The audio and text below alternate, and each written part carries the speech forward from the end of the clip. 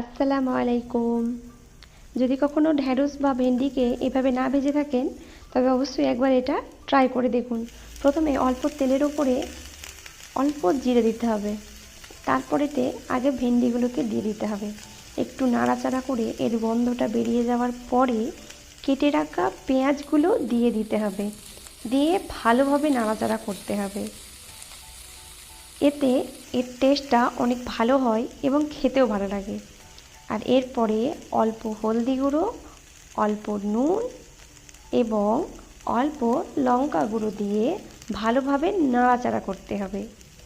নাড়াচাড়া করার পরে এটাকে ঢাকনা দিয়ে ঢেকে দিতে হবে। এই যে আমি ঢাকনা দিয়ে ঢেকে দিয়ে দেখুন কি সুন্দর এগুলো ভাজা হয়ে গেছে। আর এটাকে গরম গরম পরিবেশন করুন রুটি বা ভাত দিয়ে।